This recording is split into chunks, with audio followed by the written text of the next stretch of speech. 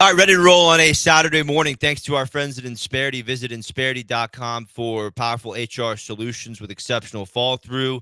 Charlie's down growing the game in the Dominican Republic this week. So I'll be getting you up to date as far as the world of golf is concerned. Nice to have you with us here on a Saturday morning midway through the Valspar Championship with the Houston Open around the corner. Johnny Kiefer, Baylor alumni, will join us at 8:30. Johnny turned pro in 2024 after a great college career at Baylor. He immediately qualified for PGA Tour Americas out of college and finished first on their money list after a win up in Manitoba and a bunch of top five finishes. He ran PGA Tour Americas last year, was the best player on that tour by far. That performance earned him full status on the Corn Ferry Tour this year, where he's currently 12th on their money list after a couple top five finishes to start this year. And remember, you finish top 30 on the Corn Ferry Tour money list by the end of the season, and you earn your PGA Tour card. So sitting at 12th, Johnny Kiefer is well on his way to doing that. He's got a very impressive game from tee to green. We'll hear from him at 8:30. At 8:45, we'll hear from Jason Wooden, who is the vice president of marketing for the Houston Astros, also obviously a intricate part of the Texas Children's Houston Open, which is going to take place next week. We'll get to that. Jason will get us up to date as far as everything we need to know as far as the Texas Children's Houston Open. We'll be there all next week. I'll be on property at Memorial Park Monday to Sunday. Won't do the show live from the Houston Open. Going to have to gather all the audio and all the content on site. And once again, the Houston Open, all their staff, the Astros Golf Foundation, they're incredible. What Jim Crane has done with Memorial Park, the field that he's brought to this city, as well as getting this tournament back to 2 weeks before the Masters, is just incredible. Now, that said, we can't do the show live from the Houston Open next Saturday because, the Astros, they've got their deal with 610, even though, 610 doesn't have a golf show, and, 610 doesn't have anyone discussing golf that can break 90. So, that's okay. We'll, get everything we need to get at the golf course and then come back here to Studio 1A and get the show done. So we'll talk to Jason Wooden at 8:45. The PGA Tour is midway through week 12 at the Valspar Championship, fresh off a sensational Players Championship last week at TPC Sawgrass. I mean, what a stretch the PGA Tour sets up leading into the Masters tournament. See ya, Live Golf. You go, Bay Hill to TPC Sawgrass last week for the Players, which we'll get to.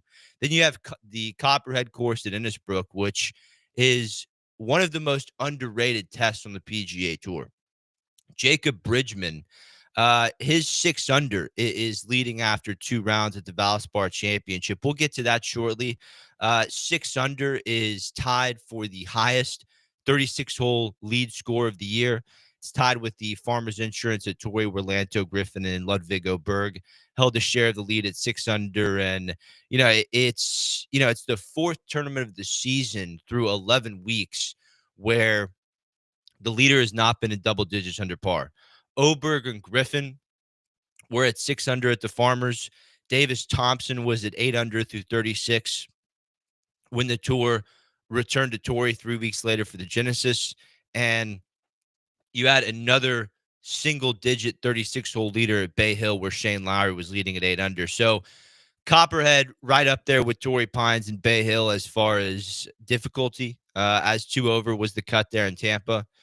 But as far as the lead up to Augusta, after the Florida swing ends this week, you get 2 more A-plus tests in Memorial Park here in Houston next week and TPC San Antonio at the Valero Texas Open before the first major championship of the year at Augusta.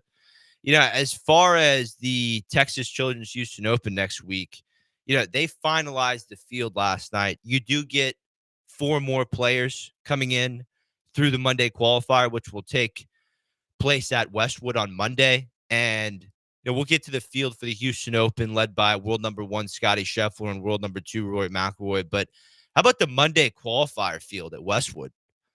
PGA Tour champion Jason Duffner is in the Monday qualifier field for the Houston Open.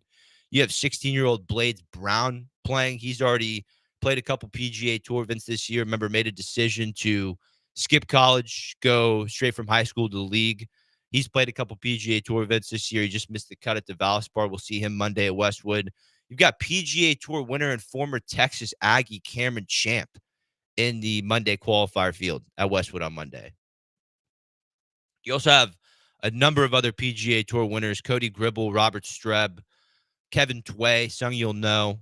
They're all playing at Westwood on Monday, trying to grab a spot in the field of Memorial Park. You also have Pearson Cootie and Cole Hammer, friends of the show. They're playing on Monday.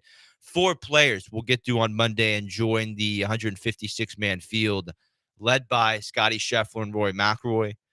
Scheffler is looking for his first win of this season, although he's finished no worse than 25th in 5 starts since returning from a hand injury. He's played incredibly well at Memorial Park over the years. 2nd, 9th, and 2nd are Scheffler's last 3 results in Houston. He'll likely be the favorite to start next weekend. Rory McIlroy is looking for win number 3 on the season as he tries to prepare to win the career Grand Slam at Augusta. I thought Rory's win at the Players last week was, not pretty. Rory said it himself Sunday night. He had that tournament wrapped up with a 3-shot lead with 5 holes to go in regulation. Failed to get the job done on Sunday, and 2022 Valero Texas Open winner J.J. Spahn, who held the 54-hole lead. Spahn had a slow start to the final round, but birdied 14 and 16 late and nearly won the golf tournament on 18, leaving a birdie putt short right in the jaws. By the time the final group was finished there on Sunday, there was not enough daylight to do the 3-hole playoff. The Players format is 16, 17, 18, when it should just be playing 17 over and over again, but I digress. We haven't seen a 3-hole playoff since the 2022 PGA, where JT beat Will Zalatoris at Southern Hills. Mito Pereira coughed it up on the 72nd. Rory came out the next morning and had it wrapped up by the time they left the 17th green. Rory birdied 16 to go 1 up, and then J.J. Spahn stepped up on the par 3 17th and hit what looked to be a great shot, but he sailed it long in the water and would go on to make triple. Here was Spahn's reaction to that shot post-round. I hit the exact shot that I wanted to. I had no idea that ball was even long. I thought, if anything, it was short, maybe plugged in the bunker or stuck on top of the hill. And Rory hit 9. Can I just watch it? I haven't seen it. I mean, look how high it is. It's floating. I almost wanted to say get up because it just looked like it was going to be short. But anyways, I was stunned. And Rory was able to bogey 18 in the playoff and still win. And there was a lot made about the club decision from Spahn on 17 and whether he looked in Rory's bag to get a feel of what club he should hit. I thought Spahn hit, a really what looked to be a perfect shot on 17, almost too good. Hit it right in the screws, just sailed it long. Obviously always tough to get a feel of the wind there on 17 at Sawgrass. But, Rory, after Spahn's triple on 17, was able to bogey 18 in the playoff and still win. McIlroy became the 8th multiple winner of the Players. In his 15th appearance at the event, he joins Jack Nicklaus, Steve Elkington. Steve Elkington, who, we had on the show last week to preview the Players. I don't think any other station's getting that good get a guest on. 2-time Players champion to preview the weekend there at TPC Sawgrass. You also had Hal Sutton's also a multiple-time winner. Houston, he lives here in Houston's built a couple courses here in Houston, also a friend of the show. Fred Couples is a multiple-time winner of the Players. Davis Love, Tiger Woods, Scotty Scheffler. Rory joins those players as the only multiple-time winners of the Players. Jack also, won it 3 times. Here was Rory on the mental grind of TPC Sawgrass. It doesn't surprise me. I think it's a really good thing. People say pressure is a privilege, and it really is. You want to feel like that on the course. That's why I spend the time that I do practicing and trying to master my craft. That you get yourself in those positions to see what you're made of. And again, super proud of the 3 swings I made on 16 and 17 to basically get the job done. And I mentioned something earlier in the week where how do you drown out like the bad thoughts and replace them with the positive ones? And I just think you have to try really hard to make those positive thoughts a little stronger and a little more powerful than the negative ones. We all get negative thoughts, but it's how do you deal with those, and how do you reframe and replace those with what you want to see and what you want to do. Because even walking from the 16th green to the 17th tee today, I could see myself hitting it in the water, right? So it's something that will crosses your mind, and it's like, okay, well, how do I replace that thought with a better one and visualize and get myself into the moment? And I've practiced hard at that, and definitely getting better at it. Rory with 2 wins in his 4th start this season. Rory, if you had any question about it, Rory has absolutely recovered from last year's U.S. Open loss at Pinehurst. I mean, you look at how the end of 2024 wrapped up for Rory after that 2nd place finish at the U.S. Open. He didn't get a win the rest of the season, and he had, 3 other 2nd place finishes. He finished 2nd at the Irish Open. He finished 2nd at the BMW PGA.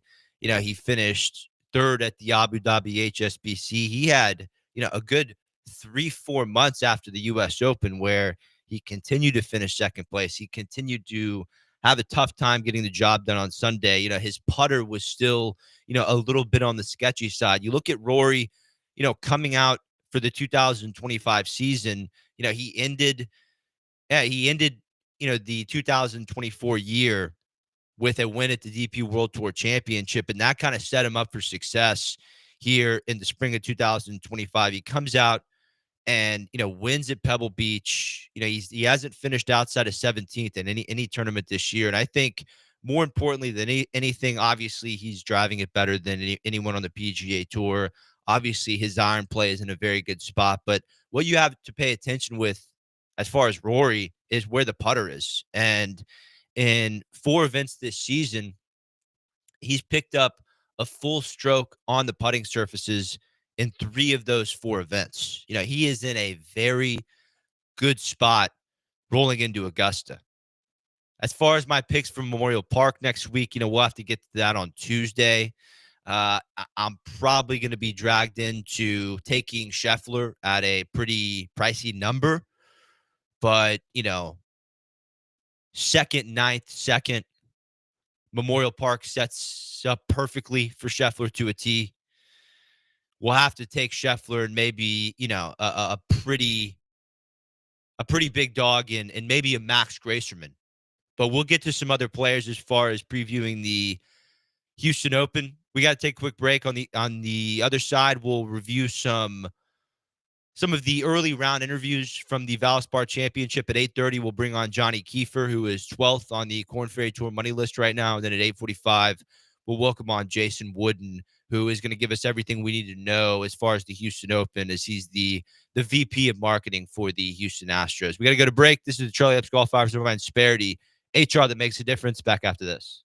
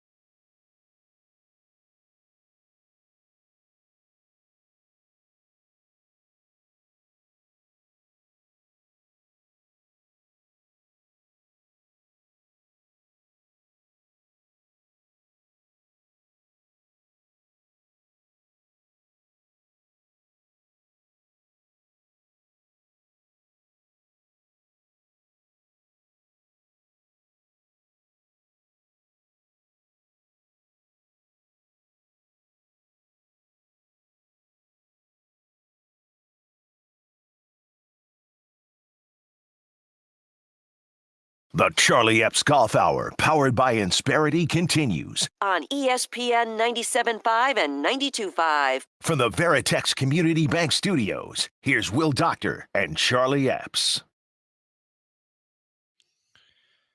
Nice to have you with us as we get you up to date as far as the world of golf is concerned. Let's do some early round review of the Valspar before we get to a couple guests. Once again, in case you're just joining us, Johnny Kiefer, who is 12th on the Korn Ferry Tour money list, a Baylor alum who by this time next year is going to be a winner on the PGA Tour. He's going to join us at 8:30, and then at 8:45, we'll get Jason Wooden on to give you a couple notes and things to know here leading into the Houston Open next week and leading into Astros opening day. But, you know, I'm fired up to talk to Johnny Kiefer at 8:30. You know, 24 years old and, you know, only in his second season as a professional golfer. Really, you know, finished first on PGA Tour Americas last year, making his way up the ranks and will likely be on the PGA Tour next year. So we'll hear from him at 8:30. Jason Bridgman is your 36-hole leader at the Valspar. He leads by 1 at 6 under after opening rounds of 67, 69. Bridgman's played some very solid golf around the Florida swing. Second at the Cognizant Classic at PGA National. You know, 15th at the Arnold Palmer Invitational a couple weeks ago at Bay Hill. And then 50th last week at the Players, where, you know, the final result's not going to tell you this, but Bridgman, he was in the mix after the first 2 rounds at TPC Sawgrass, but struggled on the weekend with the tough conditions. He was Bridgman after round 2 of Valspar. Yeah, I've been a lot more comfortable this whole year, being my second year knowing the courses and kind of familiar with where to travel and what to do. Not having the stress of getting to know the course, not know what to expect the week before. I know which ones I need to go early and prep, and then which ones I can kind of just chill. So that's been good. But the finishing second was just a confidence builder for me. I haven't done anything like that yet in my career, and doing that was kind of nice to get that one out of the way. So Bridgman, you know, he's looking for PGA Tour win, number 1, phenomenal player out of Clemson University. You know, he was, you know, made an eagle yesterday en route to the 2 under 69. You know, and this is his first 36-hole lead or co-lead on the PGA Tour.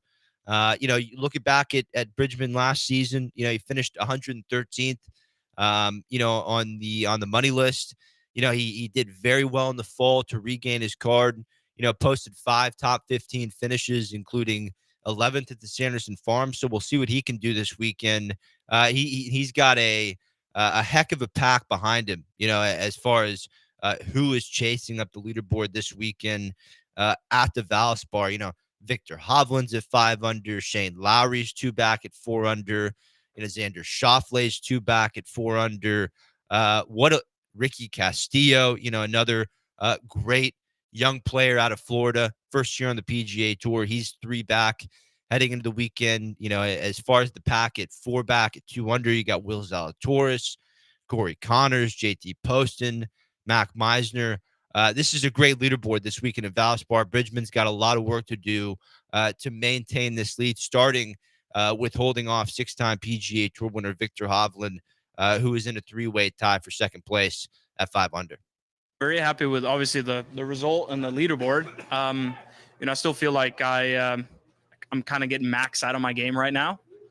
So not to put myself down, but you know, for it to be sustainable at that level, I need to strike it a bit better, and it needs to be a bit more predictable. So I'm still working through some changes, and I just need to keep working on it. But it's nice to see that the things that you're working on is leading to better results immediately. And that's always a good sign.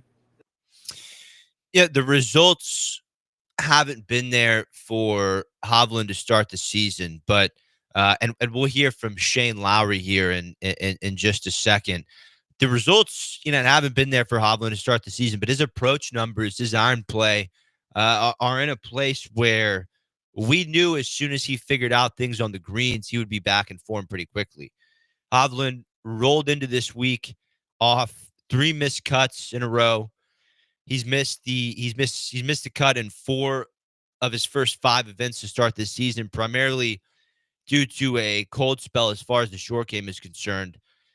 That was bound to turn around as He's been putting up great ball striking numbers from tee to green. And Hovland has rolled it fantastic through 2 rounds at Copperhead. He's managed to get within 1 of the lead heading into the weekend with just slightly above average iron play, which I think will improve over the next 2 days based on how he's hit his approach so far this season. Hovland has been extremely critical of his game. He's going to let you know when he's not feeling comfortable with something. And I think he was very honest with the media yesterday about his confidence in putting 4 rounds together right now. I am hard on myself, yeah. But that's also why I'm good. If I wasn't hard on myself, I'd be, I probably wouldn't be out here. So, and yeah, I know that even with terrible mechanics, I can still get out here and shoot a couple of nice scores. But that can also lead to 80 shots at the players, because it's just, I don't have control over what I'm doing. So you get to a place where there's water and trees on every hole. Those same shots that might be in the fairway or might be in the rough at an easier golf course, in the long run, it's going to cost you. And I know that, if I'm standing over the ball and I'm expecting it to start there, everything in my golf swing is feeling like it's going to start there, but it starts there and goes to the right. You can't play with that. I don't care who you are. You're just not going to be able to make that work. So, you have to be that honest and get to work. Yeah, Hovland, he's, there's no one more interesting to listen to when it comes to, dissecting their golf game than Viktor Hovland. Once again, 6-time PGA Tour winner who, is going to be a major champion by the time it's all said and done. I think, could that happen this year? I think if you asked him, he would have his doubts with where he currently is in his game, but look at the way he's played over the first 2 days at Valspar, 70, 67, only 1 back. Viktor Hovland, one of these players that even with his C-plus game, he can get in the mix from time to time in the big moment at a golf tournament. Let's check out where the favorites are. I like to do this week to week as far as the PGA Tour because, oftentimes you do not see the favorites near the top of the leaderboard through 36 holes, if at all. So here we go. Justin Thomas was the favorite to start this week at Innisbrook. He opened at 14-1. JT's tied 53rd at 1 over par after rounds of 73-70. He is 110-1 heading into the weekend at Innisbrook. JT originally thought he had made the cut on the number. The cut was 2 over. He came in at 1 over par. Thought he had missed the cut, but here he was after as it moved to 2 over and JT's onto the weekend. All right, JT. Peter Malnati spoke earlier this week about cut line anxiety, and I was wondering if that's something like you feel those final few holes when you're kind of hovering around that number. You feel it way before the final few holes. I mean, I had it. I've had it unfortunately a lot since starting last week. It's real. It's hard to explain to people, but I've argued and probably continue will. It's obviously very different, but it's sometimes more, I would say more often more nerve-wracking than trying to win a golf tournament, just because, especially a week like this, I'm literally 9 holes from leading the golf tournament right now. And I might not even get to play this weekend. So it sucks because I'm really, really played well today and a lot of things are going well, but I just have to hope and hope somehow this wind keeps blowing. Were you? And JT's right. He is playing very solid golf from tee to green. He's picked up shots across every statistical denomination this week. Positive in the approach, positive in the tee shot, positive in chipping, positive in putting. Now Copperhead, with the win yesterday, it's going to play very firm today. Might suit JT's game a little bit better. In reality, JT is only 7 back of the lead at 110-1. And, you saw what he did on Friday at TPC Sawgrass last week, shooting 62. And, he can get involved in a tournament within 6 shots at any point. You'll see on the books today that JT's 3rd round matchup is over Jordan Spieth, that you can take JT at even money over Jordan. I would pass on that one. It's funny. Jordan Spieth is another one who is at 1 over par heading into the weekend, and 6 back. He's not looking as sharp as JT on the putting surfaces, but Spieth hitting his tee shot and iron play a lot better than JT, positive in both statistical categories. Spieth, I don't think he's playing Houston next week, and I'm not sure if he's playing San Antonio the week before the Masters. I need to check on that, but he's an interesting one. Finished ninth at PGA National a couple weeks ago. I thought he would get in contention at the Players, ended up finishing, kind of bottom of the pack after the cut line. Spieth's going to make a great case for Augusta in 2 weeks. I can tell you that right now. He will be there. He will be there somewhere in the mix on Sunday. I like his chances, and I would pass on JT and the Spieth matchup heading into Saturday at Valspar. Continuing on, finishing out where the favorites are. Tommy Fleetwood was your second favorite at 16-1 to start this week. He is tied for 39th after even par. Tied 39th, sitting at even par after rounds of 71-71. Fleetwood is 65-1 heading into the weekend, 6 shots back. I would pass on that. Would love to see Fleetwood a little closer to the top of that leaderboard, 6 back with the way he's been putting here over the last, 3-4 months. I wouldn't count on him to get back in this tournament with a chance to win. He did putt all right at Bay Hill and, showed some good signs, at the Cognizant.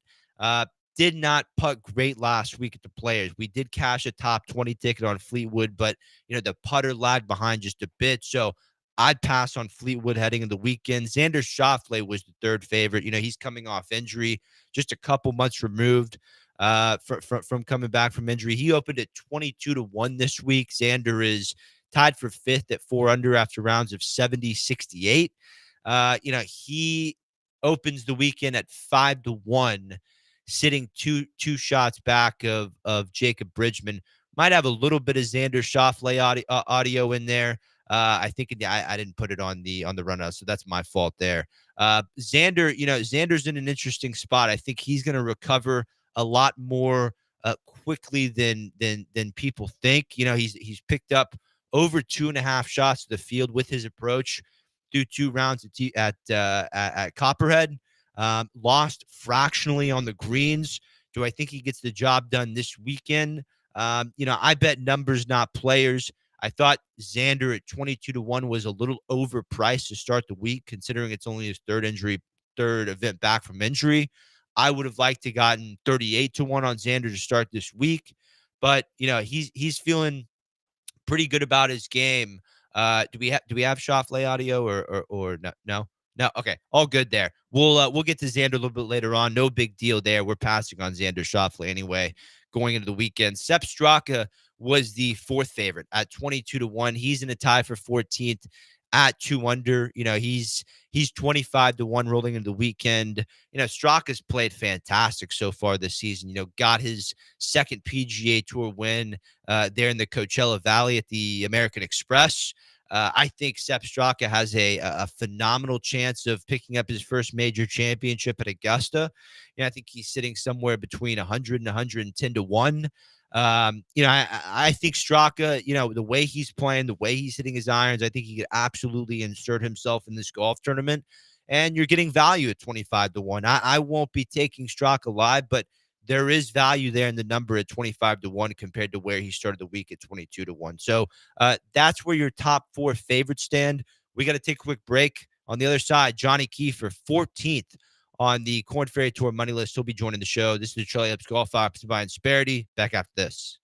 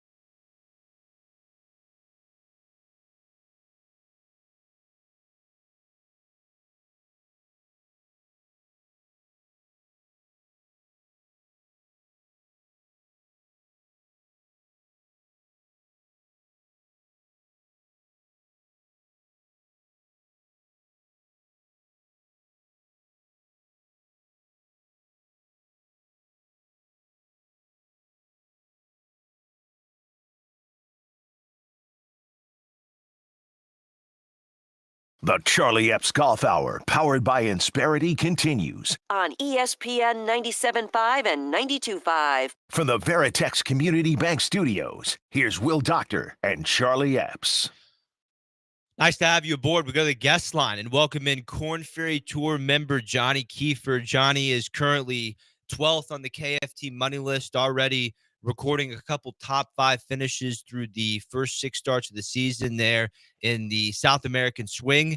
He played his college golf up the road from us at Baylor, and we're lucky enough to have him for a few minutes this morning. Johnny, thanks for joining us. How are you this morning? I'm great. Thank you for having me on. This will be fun. Listen, congratulations on the solid start to the season. You were right there in the mix in Panama, 3 events in.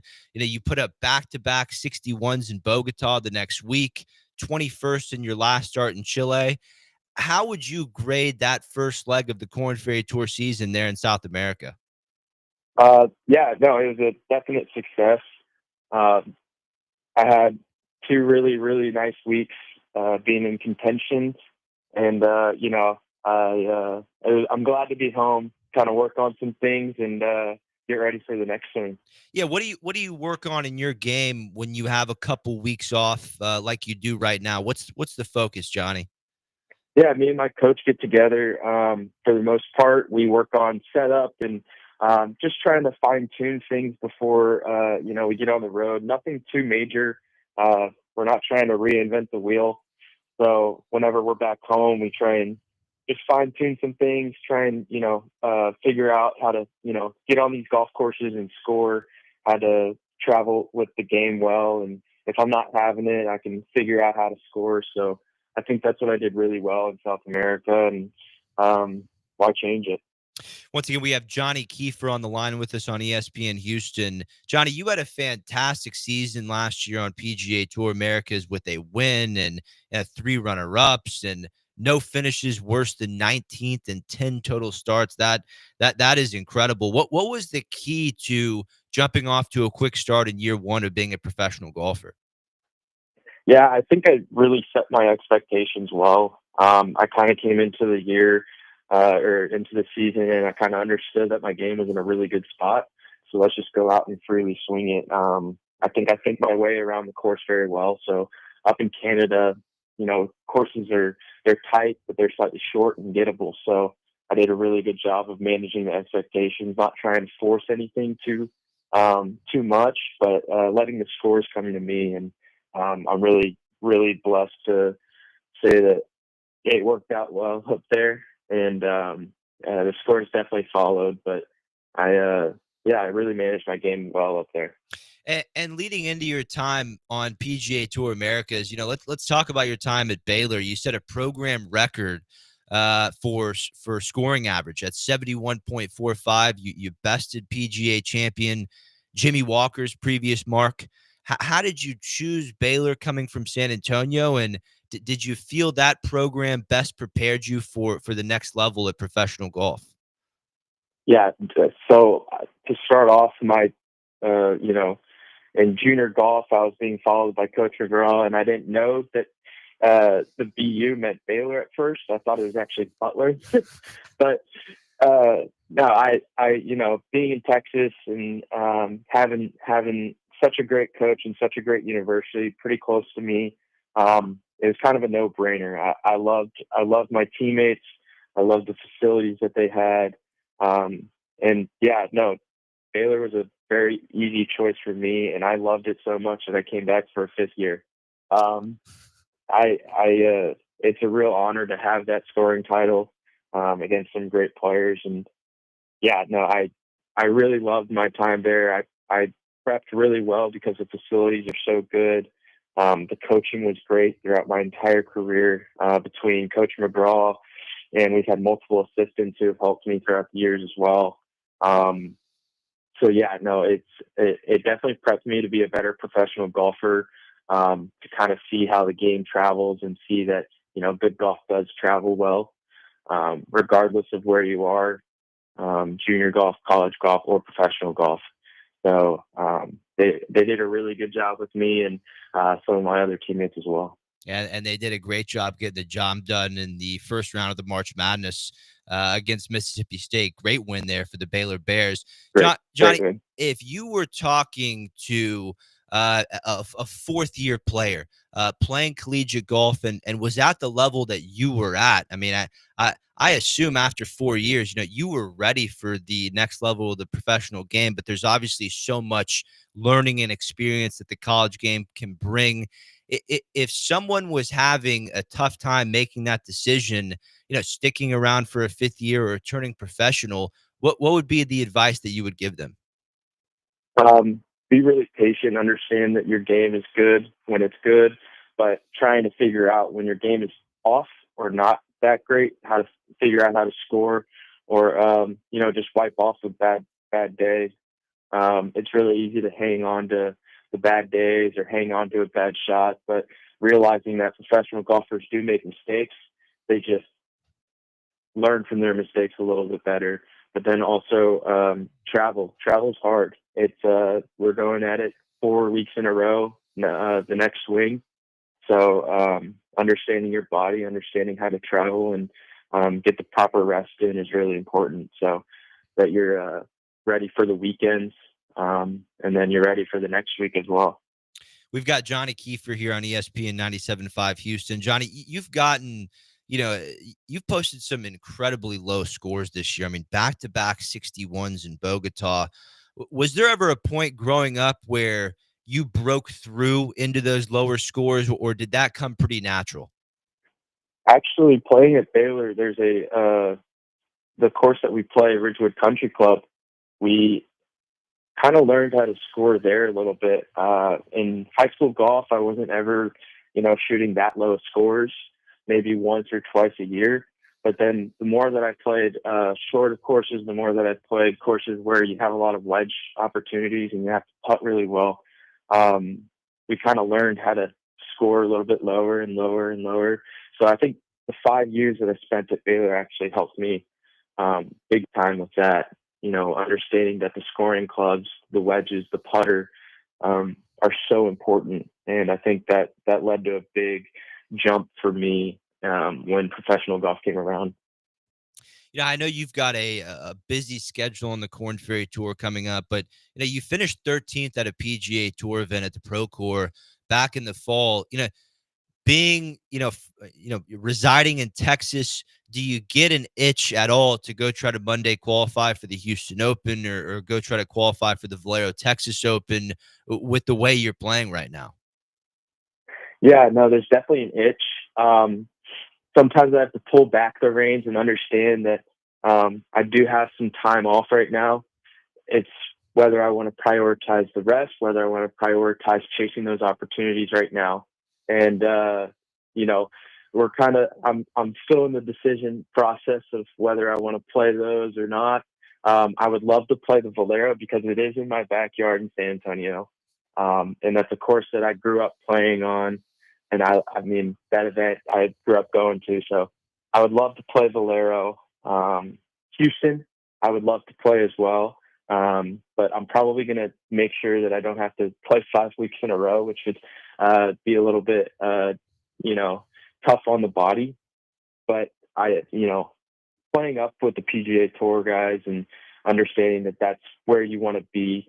It's never an easy opportunity to try and not go for. So we'll see. And if anything, it might be nothing, but what's something you might like to improve upon before heading to the PGA Tour? Is there anything in your game that, as far as critique, anything you think needs to grow another notch before getting the PGA Tour? Yeah, no, I mean, I think there's things that I can always grow on. I think I'm a very good ball striker. But I think when it comes down to it, I'd love my short game and putting to be just that much better. Those guys on the PGA Tour, they're at the top of the level, top of their games, and they putt and chip so well. So I think when it comes down to it, I'd love to get up and down from a trash can. Incredible. Crafting the nip and tuck around the greens, just incredible. Johnny, I got one more question for you. And this is for, the listener at home. When you're getting ready for a competitive round of golf, what does that look like? Usually I wake up relatively at around the same time, unless I have a really early tea time, which is usually like 6 or 7 o'clock in the morning. Regardless of if I have a morning or afternoon time, I like to, you know, kind of lollygag. I'll do my stretches, I'll do my warm ups, and then get to the course usually around an hour and a half, 2 hours early. I like to, have my meals, do whatever, stretch, still warm up, and then usually start practicing around an hour before. And I like to take that nice and slow, just to ease into the mode of getting ready to go play. And then by the time I'm done, usually I'm wiped, and then I like to watch some TV shows and do it again the next day. Yeah, Johnny, we appreciate you taking the time to join us today, giving us your insights as far as the world of professional golf is concerned. Enjoy your couple weeks off, get some rest. Can't wait to see you back out there and see you here very soon at the Veritex Bank Championship up in Arlington. Thank you for having me on. All right, Johnny, take it easy. That interview is presented by our friends at Insperity, an HR company that is making a difference. Have you ever felt like the walls are closing in, that the obstacles to growing your business are overwhelming? We all know running a business comes with pressure, remote workforces, HR compliance, keeping your top employees happy. There's no wonder that business owners are starting to feel boxed in, but you don't have to do it alone. Fortunately, there's Insperity. They put 30 plus years of experience to work helping you with your human resources, from hiring and training to HR admin and compliance.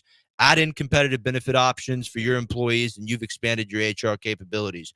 With Insperity lightening your HR load, you can focus on growing your business surrounded by employees who are empowered to be their best, kind of like Johnny Kiefer, motivated to be his best each and every day. You heard about that pre-round warm-up.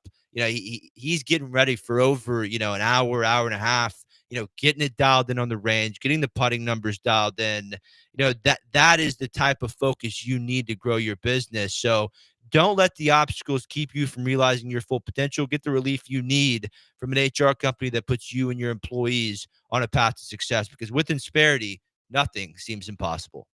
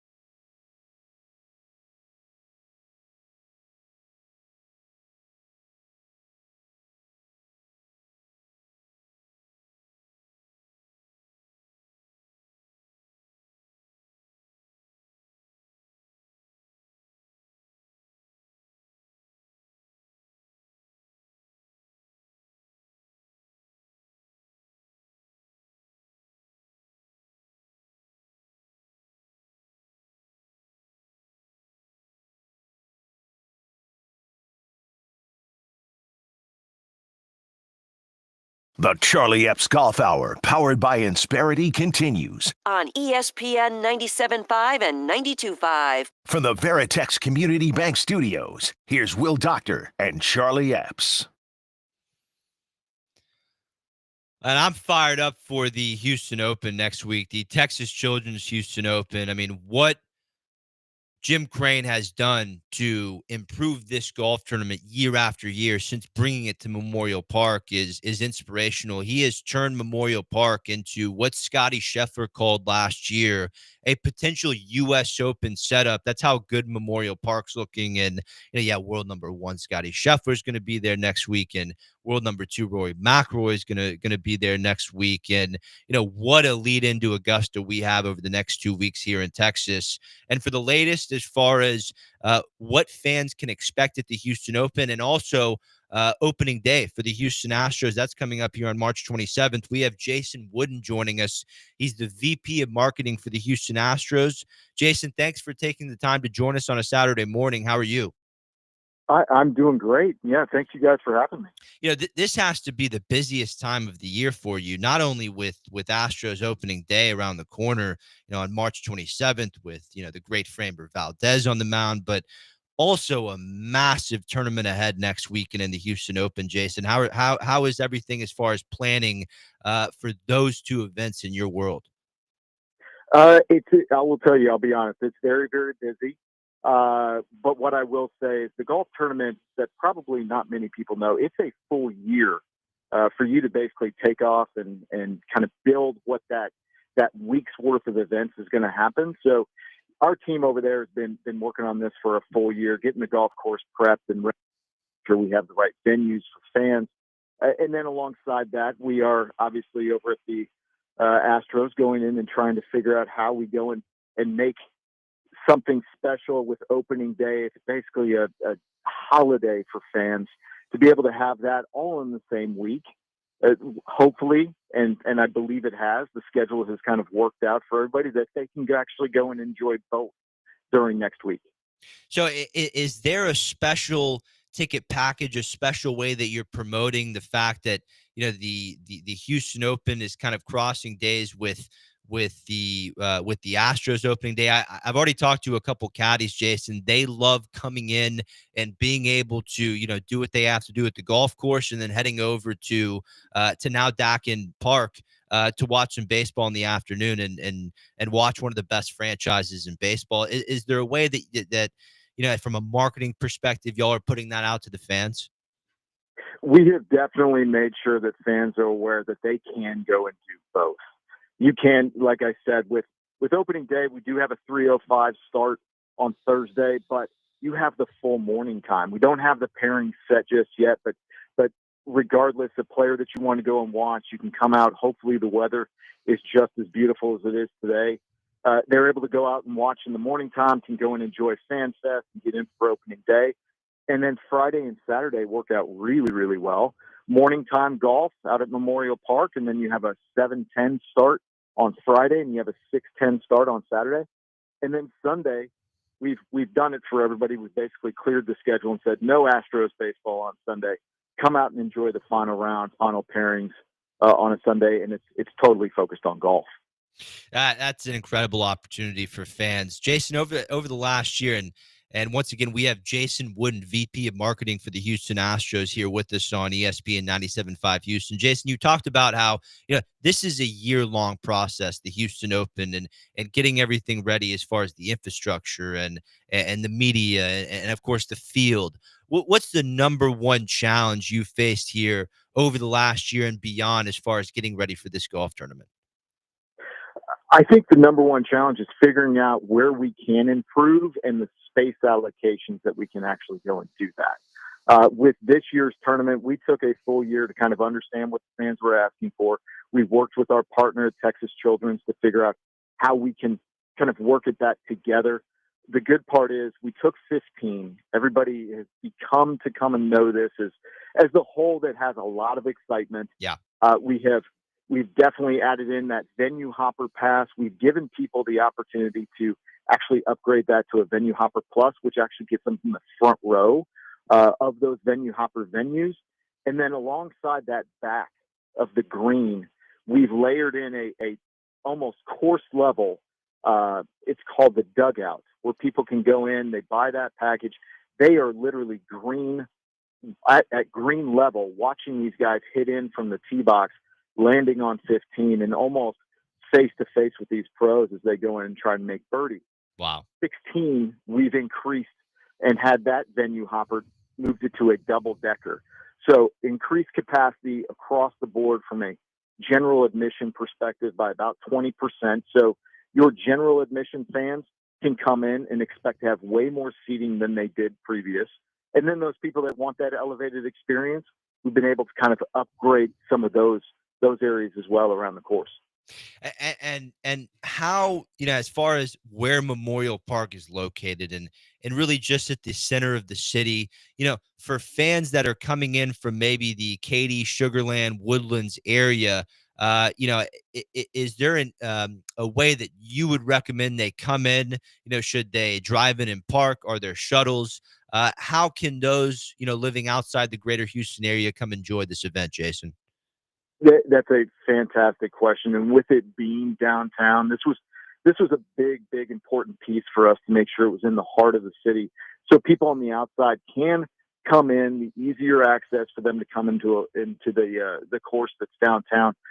There are parking passes available online at our website. You also have the ability to do shuttles. There are shuttle locations all around the city. We do have those marked on the website. The big piece that we've added in this year is a increased capacity ride share. We are highly encouraging fans, if they want to go out and have a good time, ride share. We've actually had a ride share that is right off Memorial Drive. We have worked with the city to make sure that can happen and work with fans to make sure that ease is there, but it's right off Memorial Drive. People, as soon as they walk in, can be there right at the 2 green, 7 green right there. It's a massive entrance. We've included some retail shops over there, but it's a great new entrance and a perfect way to get inside and out of this golf tournament as easy as possible. Once again, this is Jason Wooden, VP of Marketing for the Houston Astros, joining us on ESPN 97.5 Houston. That's great insight as far as how those outside Greater Houston can get to the tournament. Jason, one last question for you, and we could talk all day. Just have a couple minutes left in the show. This partnership that the Houston Open has taken on with Texas Children's Hospital. I mean, the leading pediatric and women's health organization, it's comprehensive care and research and education. I mean, Texas Children's, one of the best hospitals in the nation, from a marketing perspective and the way y'all have come together, how satisfied is the team with that partnership? Great question. This is the second year we've had with our new title sponsor, Texas Children's, and we couldn't be happier with it. What was good for us is we were able to find a partner, obviously local here in Houston, the Houston Ties. They want to do things and raise money to be able to enrich the lives of Houstonians alongside of us. And what we were really, really excited about it, the partnership is one thing, but where they actually go and invest time and energy in making sure that people are aware of this golf tournament, not only from the partnership, but just the awareness of wanting to get as many people out there as possible. They've dove in head first into making sure that they're out there advertising. You're going to see billboards all around the city of Houston that Texas Children's has gone out and invested to make sure people are driving awareness. They're going in and at their facilities, putting up signage, making people aware. This is where we can go in and kind of branch with a true partner to kind of really amplify our message out there for fans and come out and enjoy the week. Unbelievable work. Well done, Jason. And actually, one last question for you. Speaking of the children, in your opinion, for those listening with small children, kids, future, golfers of the game, the junior golfers, what's the best day in your opinion? Monday through Sunday. What's the best day? And obviously everyone needs to be there for the final round on the 72nd hole to applaud the winner and watch the final stretch there at the Houston Open. But Jason, what's the best day for a junior golfer to come out and enjoy the Houston Open? Again, I would probably say, I mean, again, some kids are probably still on spring break. I know spring break around the city of Houston kind of bounces around. So, Thursday and Friday offer the opportunity to see way more golfers just because we have a full field before the cut. But Saturday and Sunday, you really kind of get the full experience of being able to see the best that are playing at that tournament at that time, go and compete. What I will say is any day that we have out there, kids under 15 will be able to get in free with an accompanied ticketed adult. So the ability to come and bring your children to go and experience this is, we've tried to make this as easy as possible. So whatever day works for you, just know if your child is under 15 and they're coming with you, a ticketed adult, they will be able to get in free. So access, and then we have a kids-only autograph session or section that kids can go in and write as guys are coming off the 18. They can be there dedicated to only kids. Autograph fans can probably migrate their ways around the golf course and try and get their autographs, but this is for kids only. And they have the opportunity to go in and be able to meet some of their heroes and best golfers that are out there and be able to get their autographs.